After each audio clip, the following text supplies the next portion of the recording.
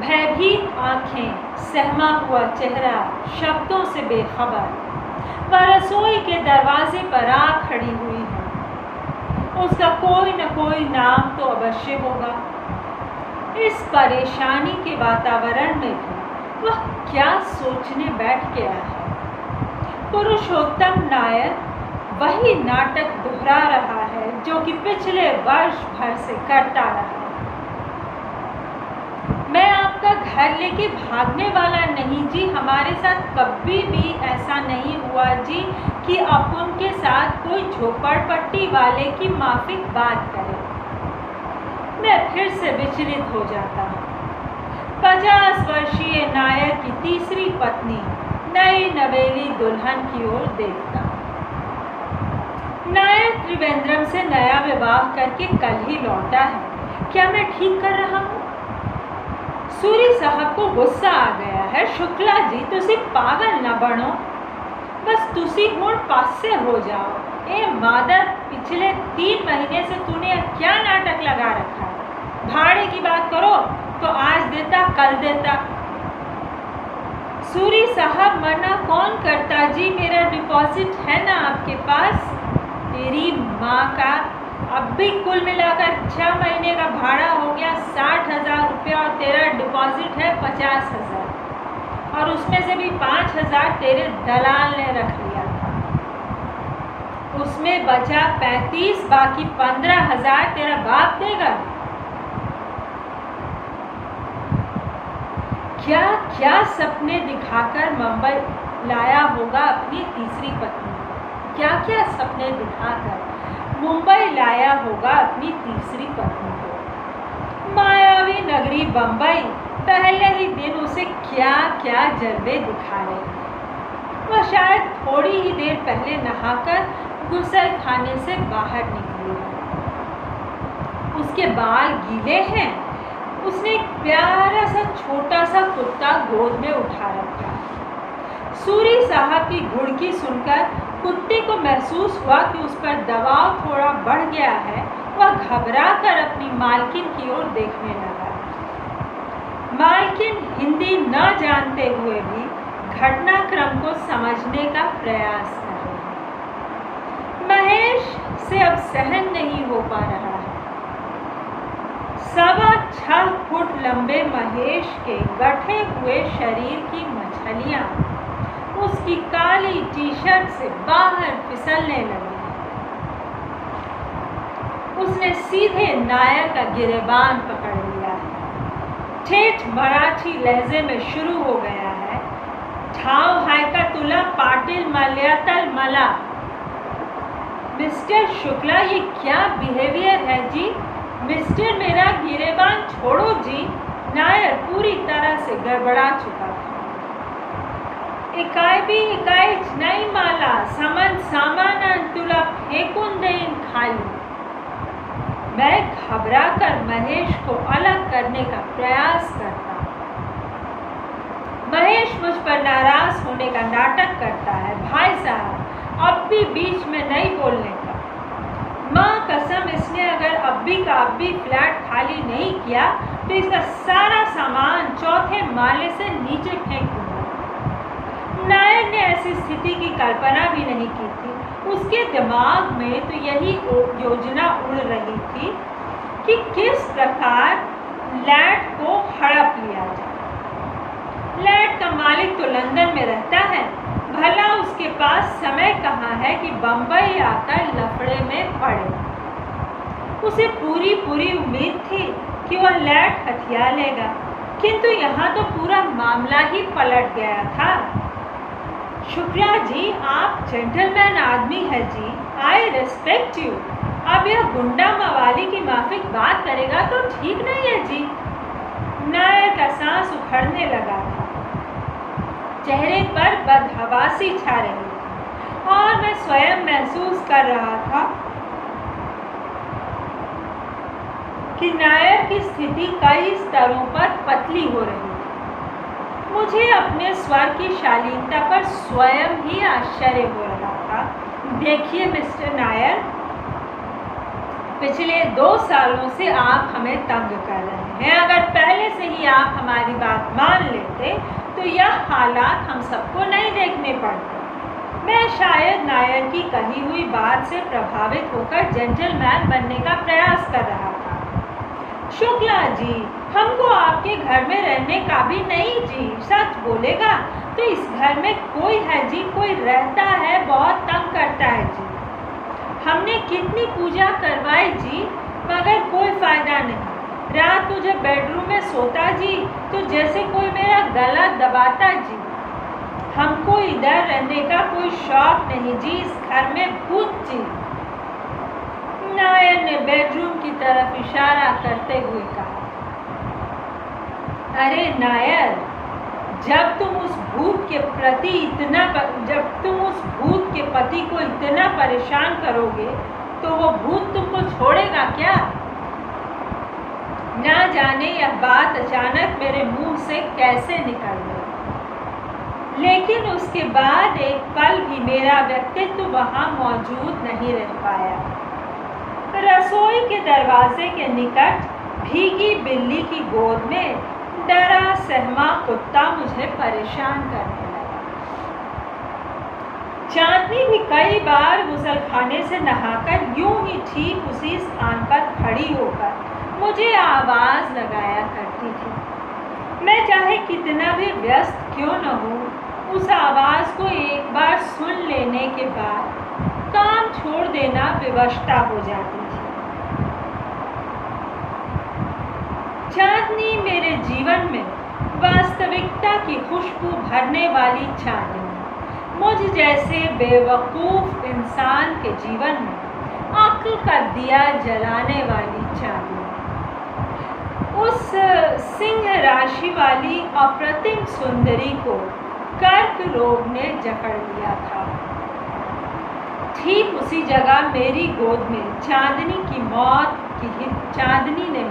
की हिचकी ली थी, जहाँ रात को नायर के अनुसार उसका गला एक अज्ञात शक्ति घोंटने लगती। वही अज्ञात शक्ति कभी मेरे जीवन की संपूर्ण शक्ति थी।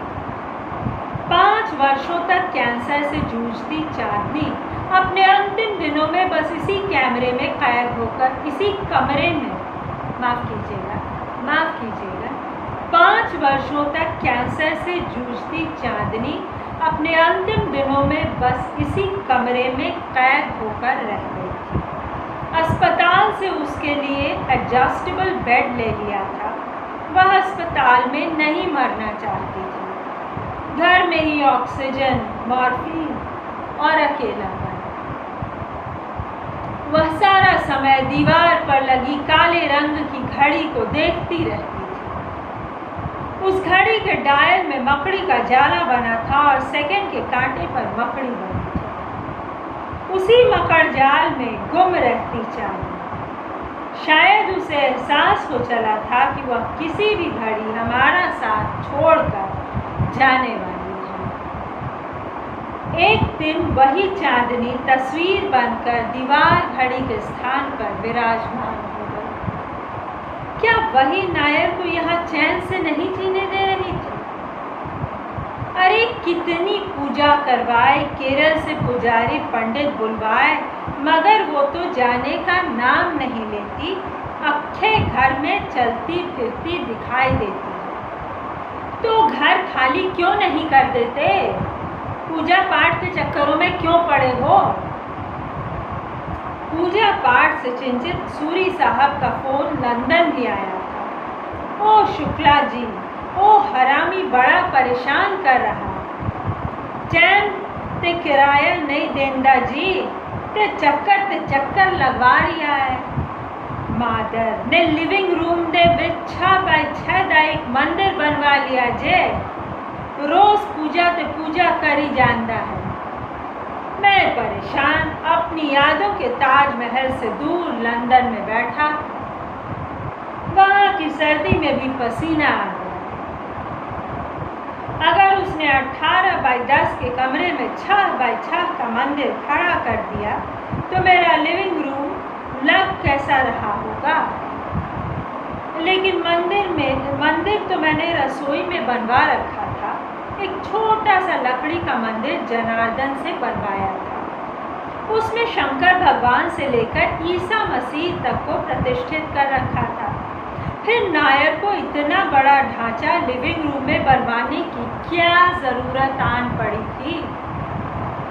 सुनेत्रा, मेरी वर्तमान पत्नी, जो घर किराए पर देने के शुरू से ही विरुद्ध थी, बरस पड़ी।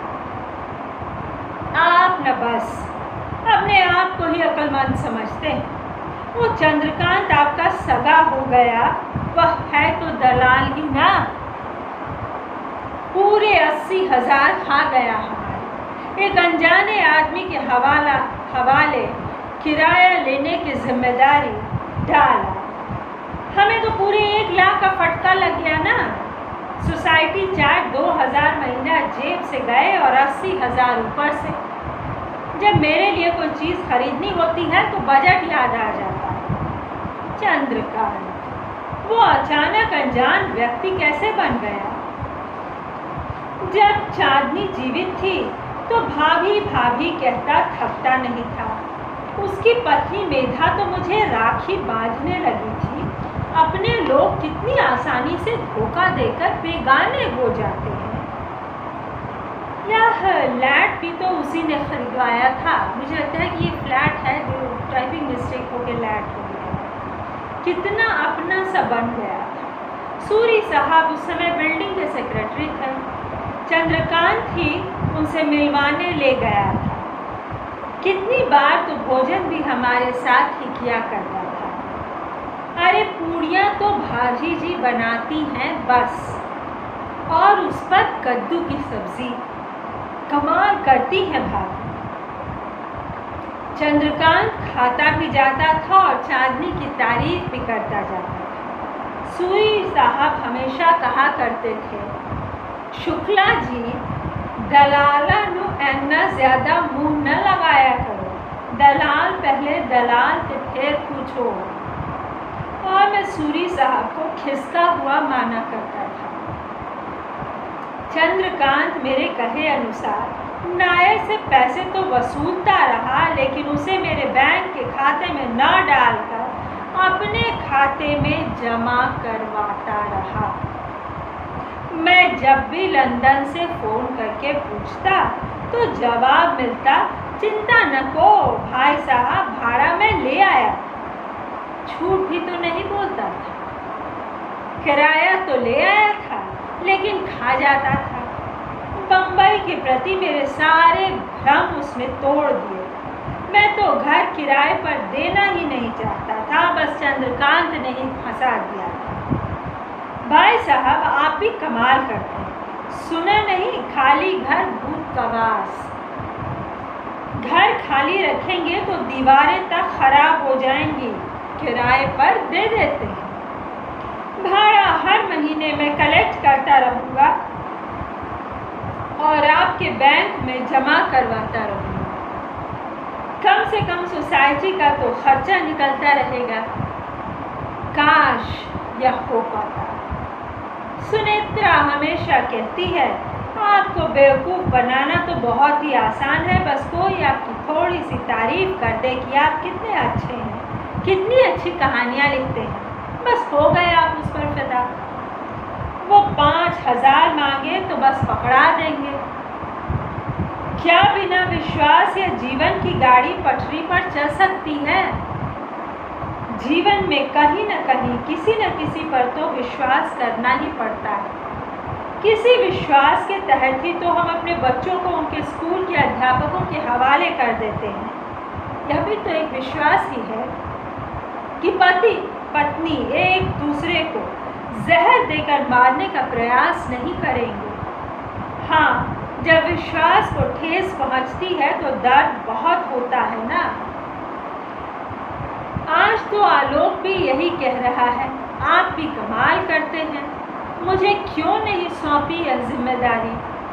मुझसे कहा होता तो कम से कम यह दिन नहीं देखना पड़ता। आलोक चंद्रकांत नहीं बन जाएगा, यह भी तो विश्वास की ही बात है। इस मामले में विश्वास तो करना ही पड़ता है। किंतु विश्वास निभाया तो सूरी साहब ने। छोटे अंकल अकेले रहते हैं, मजाल है किसी का एहसान रख लें। रिटायर्ड जीवन बिता रहे हैं, घर में बस एक नौकरानी है, किसी के जीवन में दखल नहीं देते, अपने काम से काम रखते हैं, आँख कान खुले रखते हैं, सब कुछ जानते हुए भी मस्त मौला बने रहते हैं। उनके साथ पहली मुलाकात की यादें बहुत कड़वी हैं। न जाने कब वे मित्र अंततः घर के सदस्य ही बन गए। चांदनी की बीमारी में अस्पताल ले जाने से भी पीछे नहीं हटते थे। सही आन बान वाले ठेठ पंजाबी, दिल के राजा। उनकी कड़वी बातों में भी एक सच्चाई होती। उनका भी यही कहना था कि जब बंबई छोड़कर लंदन बसने जा रहे हो तो घर बेच कर जाओ। उस समय मुझे सूरी साहब पर संदेह हुआ था, क्योंकि फ्लैटों की दलाली ही तो उनकी आय का मुख्य स्रोत है। शायद दलाली बनाने के चक्कर में उस समय चंद्रकांत बहुत अपना लग रहा था। उसका मीठा अपनापन सूरी साहब के कड़वे सच्चे अपनेपन पर विजयी हो गया। और पुरुषोत्तम नायर आ बैठा मेरे घर। जी मेरी वाइफ है, 2 बच्चे हैं, फिल्मों के लिए एक्स्ट्रा सप्लाई करने की एजेंसी है मेरी। फिल्मी लोगों को तो फ्लैट किराए पर देने के मैं शुरू से ही विरुद्ध था, लेकिन चंद्रकांत अपनी लच्छेदार भाषा में मुझे समझा गया। बंबई से विदा के समय वह अपनी मारुति वैन भी ले आया था। सुबह 4:30 बजे एयरपोर्ट पहुंचना था, वह रात 3 बजे ही घर पहुंच गया। चिंता तो करने का ही नहीं भाई साहब, मैं हूं ना। मुझे किसी काम के सिलसिले में 7 महीने पश्चात लंदन से वापस बंबई आना पड़ा। पहला झटका लगा जब बैंक आया। चंद्रकांत ने बैंक में 1 भी रुपया जमा नहीं करवाया था। उससे संपर्क किया, फोन उसकी पत्नी ने उठाया। अरे भाई साहब कैसे हैं आप? अरे भाई साहब क्या बताएं, धंधे में ऐसी प्रॉब्लम आ गई थी कि आपके पैसे घर में ही खर्च हो गए। अपनी छोटी बहन समझकर माफ कर दीजिए, बस एक डील फाइनल होने वाली है, सबसे पहले आपके ही पैसे वापस करें। मैं आज तक समझ नहीं पाया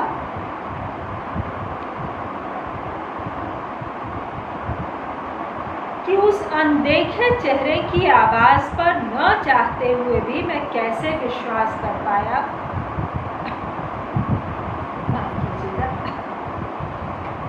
वैसे यह भी तो सच है कि मेरे पास और चारा भी क्या था। 11 महीने पूरे होने में अभी 4 महीने बाकी थे।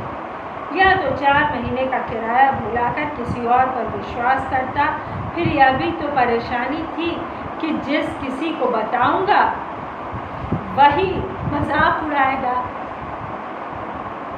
चंद्रकांत को बुलाकर पास बिठाया और उसे समझाने की बेकार सी कोशिश करने लगा। जिन बातों पर स्वयं अपने आप को विश्वास नहीं था, वो भला चंद्रकांत को कैसे समझा पाता। लंदन में रहने के कारण मेरी सोच में थोड़ा अंतर तो आ ही गया था। चंद्रकांत से कहा कि भाई हमें अपना घर तो देख लेने दो, जरा पुरुषोत्तम नायर से अपॉइंटमेंट तो पक्की कर लो। लो आप भी कैसी बातें करते हैं भाई साहब, घर आपका है। साला नायर जास्ती टू चपड़ करेगा तो जूते लगाकर घर के बाहर करूंगा साले को।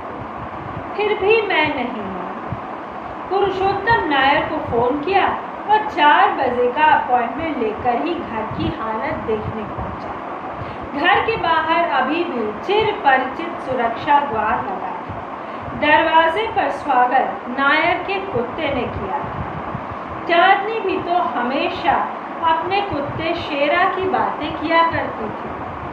जब बचपन कानपुर में बिता रही थी, उन दिनों घर का एक सदस्य शेरा भी था। एक मामले में वो कुत्ता था बहुत समझदार। पूरे परिवार में वह चांदनी और उसके पिता से ही सबसे अधिक जुड़ा था।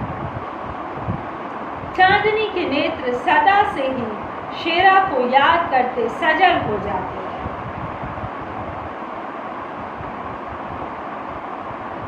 शेरा, जिसे चांदनी गोद में बैठा लिया करती थी, कुछ ही दिनों में इतना बड़ा हो गया था कि चांदनी को अपनी पीठ पर बिछाकर पूरे घर में घुमा सकता था। एल्सेशियन कुत्ता था, पूरी तरह से स्वामी भाव। लेकिन यह कुत्ता तो विचित्र ही था। बस घर में अपने होने भर का एहसास करवा रहा था। पूरे शरीर पर इतने बाल कि चेहरे और पूंछ का अंतर ही समाप्त हो गया। अनजान चेहरे और गंध की उपस्थिति को महसूस कर भौंकना ही उसका काम था। दरवाजा एक युवती ने खोला था। भरे शरीर वाली केरल की सुंदरता, बड़ी बड़ी आंखें खिला रही, अवश्य ही नायर की बेटी है। हेलो अंकल, आइए आइए अंकल, अंदर आ जाइए। घर के अंदर घुसते ही एक अजीब सी गंध नथुनों में घुस गई। अंकल शब्द सुनकर थोड़ा झटका लगा। मैं अपने व्यक्तित्व को संभाल कर रखता हूँ, किंतु अंकल, नायर भी घर में ही थी। यह लड़की पहले तो नायर के साथ कभी दिखाई नहीं दी। शायद उसकी बेटी जानकी, हमारा भाई का छोकरी। नायर ने शायद मेरी नज़रों की भाषा पढ़ ली थी। अब भी छुट्टी मनाने को इधर आई है। इतने में एक काला कलूटा सा लड़का बेडरूम से बाहर आया। उसने एक बच्ची को गोद में उठा रखा था। एक औरत, शायद उसकी पत्नी, एक बूढ़ी औरत, एक नौकर, एक ड्राइवर। यह नायर किस किस को हमारे घर ले आया। जानकी की आंखों में अजब खिलंदड़ापन मौजूद था। उसने लो कट ब्लाउज और पेटीकोट पहन रखा था। वह चाय का कप रखने के लिए थोड़ा झुकी तो अपना कुछ सामान मेरी आंखों में छोड़ दिया। भरा पूरा सामान। चाय का कप पकड़ाते हुए भी उसने प्लेट के नीचे से मेरे हाथ को छू लिया था। उस छूने में भी एक विचित्र सी शरारत मेरे पूरे जिस्म में गुदगुदी कर गई। शुक्ला जी, यह लैट तो पेंट करवाना पड़ेगा जी, बहुत गंदा दिखता है जी। नायर मुझे स्वप्न लोक से धरती पर ले आया। पुरुषोत्तम जी, अभी 10 महीने पहले तो पेंट करवाया था। अब घर में कुत्ता हो, इतने सारे लोग रहें और देखभाल न हो तो पेंटिंग का खर्चा आपको ही करना पड़ेगा। मुझे स्वयं अपनी भाषा पर विश्वास नहीं हो रहा। मुझ जैसा आम आदमी का समर्थक अचानक पूंजीवादी भाषा बोलने लगा था। शुक्ला जी, रात का खाना इधर ही खाने का। साउथ इंडियन खाना खाते हैं ना? क्यों नहीं, ज़रूर खाएंगे पुरुषोत्तम भाई, मगर आज नहीं। आज तो कुछ कागजात निकालने हैं। अगर आपकी इजाज़त हो तो अपने कमरे का ताला खोल कर। अरे कैसी बात करते हैं शुक्ला जी, जब ही मर्जी आवे जो चाहने का लेकर जाइए ना। चंद्रकांत ने मेरी ओर विजय मुस्कान फेंकी। देखा, मैंने कहता था, उनकी आंखें यही संदेश प्रेषित कर रही। फ्लैट भाड़े पर देते समय चंद्रकांत से मैंने शर्त रखी थी कि एक बेडरूम में हमारा सामान रहेगा और उसमें ताला लगा रहेगा। एक बेडरूम और एक लिविंग रूम ही भाड़े पर देंगे। हुआ भी वही। अपने कमरे तक जाते जाते मैं पैसेज में रुककर बाथरूम का मुआयना करने लगा। सीलन और पीलेपन की उबकाई वाली महक आ रही थी। टॉयलेट लश जैसे सदियों से साफ नहीं की गई थी। वॉश बेसिन भी गंदा, बाथरूम की टाइलों पर भी गंध जमा था। जानकी मेरे पीछे चली आई थी। पीछे से छूकर बोली, अंकल, कभी भी आने का होए तो आ जाया करो। उधर लंदन में बहुत ठंडी होती क्या? सिहरन सी दौड़ गई बदन में। न मालूम होठों में क्या बुदबुदा कर रह गया। फिर से बाथरूम की ओर देखा। जब चांदनी जीवित थी तो उस बाथरूम में से चंदन की खुशबू महका करती थी। चांदनी केवल चंदन वाला साबुन ही प्रयोग करती थी। जब गीले बाल लिए चंदन की महक बिखेरती, बाथरूम से बाहर निकलती तो लगता जन्नत धार्मिक किताबों से बाहर निकलकर आंखों के सामने जीवित हो उठी। अपना बेडरूम खोला तो 7 महीने की सीलन और घुटन ने मेरा स्वागत किया। मैंने तुरंत ही सभी खिड़कियां खोल दी, पर्दे हटा दिए। सूरज की रोशनी ने कमरे में प्रवेश किया तो जैसे कमरे में रखी वस्तुओं को नए जीवन का आभास हुआ। मुड़कर देखा तो जानकी अब भी शरारती आंखों से देखकर मुस्कुरा रही थी। आगे बढ़कर मुझसे लगभग सटकर खड़ी हो गई। अंकल, अंदर सभी ठीक है ना? यह कैसी परीक्षा ले रही है जानकी, और क्यों? कहीं यह नायर की चाल तो नहीं? मैंने राशन कार्ड और अन्य कागज निकाले, नायर को नमस्कार किया। जानकी की आंखों को बता दिया कि वह मुझे अच्छी लगी थी। किचन बाथरूम की चिकट गंदगी को भुलाता हुआ पड़ोस के रोशन अग्रवाल के दरवाजे पर दस्तक देने लगा। वह आजकल सोसाइटी का चेयरमैन है। यार शुक्ला जी, आप भी कमाल के आदमी हैं। कैसे लोगों को फ्लैट भाड़े पर दे दिया?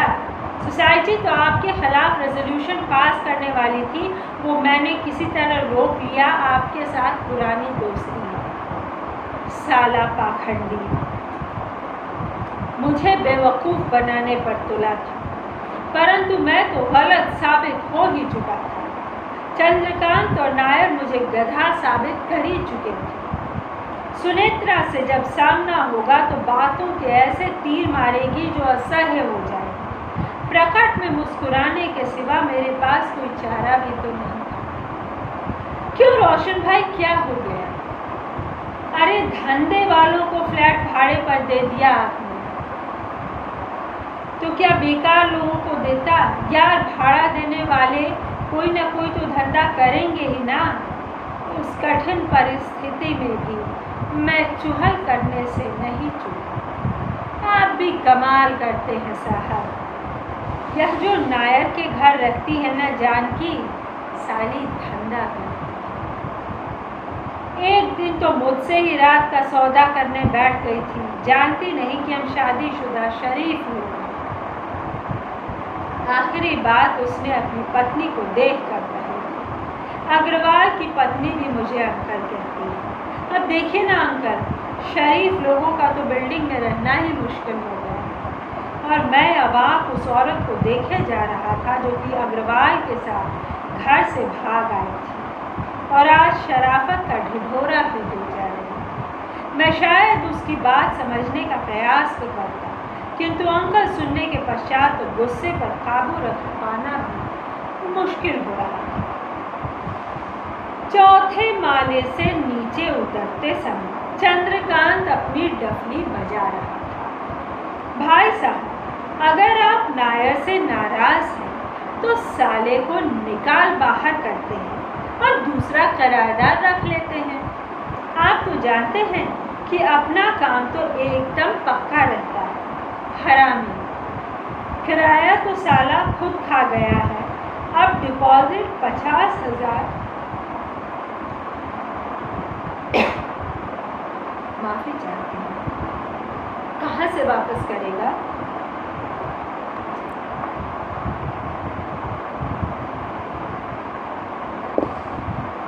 लंदन वापस चलने से पहले धड़कते दिल से सूरी साहब से बात कर ही ली। अरे यार शुक्ला जी, तुसी भी कमाल कर दे हो। मैनू दसना सी, मैं माहवे दे गल विचों हाथ पाके पैसे कढ़वा लेंदा। बस तय पाया कि सूरी साहब हर महीने पुरुषोत्तम नायर से पैसे लेकर मेरे बैंक के खाते में जमा करवाते रहे। सूरी साहब की कड़वी मगर सच्ची बात कान में पड़ी। देखो शुक्ला जी, अज दे जमाने विच कोई भी काम मृत विच नहीं आउंदा, मुत विच नहीं आउंदा। साड़ा हिसाब यह रहेगा कि मैं तुम्हारे घर का पूरा ख्याल रखांगा। किराया कलेक्ट करके बैंक विच जमा करांगा तो उस बदले 500 रुपया महीने में चार्ज करांगा। सूरी साहब की स्पष्टवादिता बहुत पसंद आई। उनसे हाथ मिलाया और वापस लंदन चला आया। अब की बार न तो चंद्रकांत की पत्नी ने मेरे नाम को संदेश भेजा और न ही चंद्रकांत रात को अपनी मारुति वैन में मुझे एयरपोर्ट तक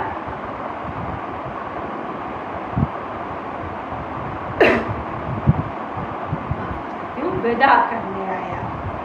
आलोक आज भी आशा लगाए बैठा था कि मैं घर का उत्तरदायित्व उस पर छोड़कर जाऊंगा, किंतु वह इस काम का जिम्मा स्वयं आगे बढ़कर नहीं उठाना चाहता था।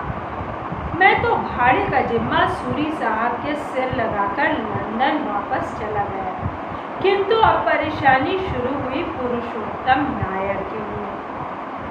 सूरी साहब बिना झिझक हर पहली किराया वसूलने पहुंच जाते नायर के पास। वह उनसे बचता फिरता, बहाने खोजता, किंतु सूरी साहब ने जिस बात की ठान ली सो ठान ली। पहले 2-3 महीने तो 1-8 सप्ताह विलंब से पैसे आते ही रहे। उसके बाद तो सूरी साहब जैसा दबंग व्यक्ति भी परेशानी महसूस करने लगा। उनका माथा ठनका जब वे किराए के सिलसिले में घर पहुंचे और वहां उन्होंने लिविंग रूम में 6 बाय 6 फुट का नया ढांचा खड़ा देखा। सूरी साहब हक्के बक्के रह गए। सोच रहे थे कि क्या जवाब देंगे शुक्ला को। भला एक विवादित ढांचा घर के अंदर कैसे? सूरी साहब इधर घर में भूत प्रेत बहुत होने का जी, खास केरल से पंडित जी को बुलवाया जी। 1 महीना तलक पूजा चलेगा। इधर तो रहना भी मुश्किल हो गया जी। तेरी माँ का नायर, पूजा के लिए घर में यह तोड़ फोड़ का क्या मतलब है? इस साले को अभी का अभी तोड़ नहीं मांगता या लफड़ाई घर। अरे सूरी साहब, घर आपका शुक्ला जी का, हम तो बस इधर पूजा करता जी, कोई रंडीबाजी तो नहीं करता न जी। सूरी साहब परेशान। उल्लू का पट्टा नायर पूजा पंडितों पर तो खर्च कर सकता है, मगर भाड़ा देते समय साले की माँ मर जाती। पूजा के उठते धुएं से कमरे की छत काली पड़ गई। जाले लटकने लगे हैं। किचन के प्लेटफॉर्म पर मैल जमने लगा है। सफ़ेद मार्बल पीला और काला पड़ने लगा है। अलमारी का सनमाइका जगह जगह से उधड़ने लगा है। बाथरूम का पेंट गलाज की तरह कहानी सुना रहा है। सूरी साहब प्रतीक्षा में है कि शुक्ला का फोन कब आता है। अब तो फ्लैट खाली करवाना ही पड़ेगा। दोस्तों, मैं आपको सुना रही हूँ मशहूर कथाकार, चर्चित कथाकार तेजेंद्र शर्मा जी की कहानी बेघर आँखें। सुनने के लिए धन्यवाद। अगला हिस्सा